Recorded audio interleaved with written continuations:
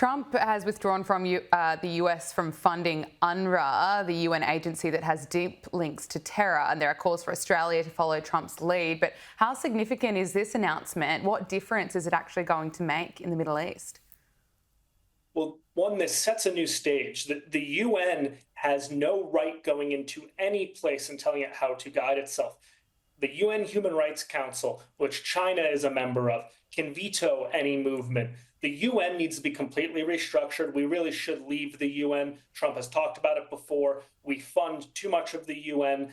If we want to bring a world organization to the table for the West's interest, we need to be the sole provider of it. We need to pursue what is best for America and the West. And I guess Australia should follow suit here. We shouldn't be playing by rules made in Switzerland by countries that don't have our best interests at heart. So yes, the UNWRA, we all seen what they have done. They have been directly funding and aiding Hamas. They've been caught doing that.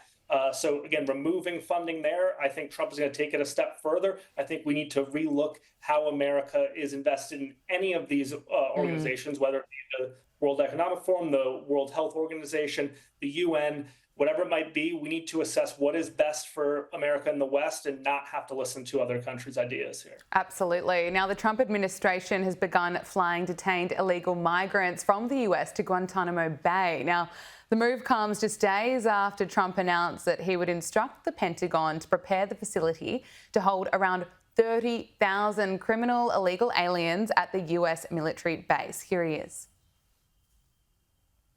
Guantanamo Bay is there enough space there to accommodate? There's a lot of space to accommodate a lot of people, yeah, so we're going to use it. Can you talk a little bit we more have about it. It's already up. We have it for nothing. Mitchell, what's your reaction?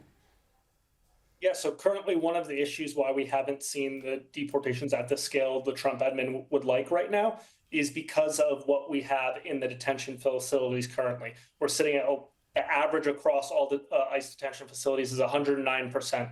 Right now. So opening Guantanamo Bay for this allows us to place, again, 30,000 migrants at a time there and have the flights run out of Guantanamo. It's simply a logistical issue, and it's a much smarter decision than putting them at some of the larger U.S. military bases where we'd have to take land that's actually being used currently for military training and operations. Instead, we can use the Guantanamo, where we have this facility that we are paying for that is sitting unused. So right now, it'll most likely just be a logistical stop in these people's return to the country of origin.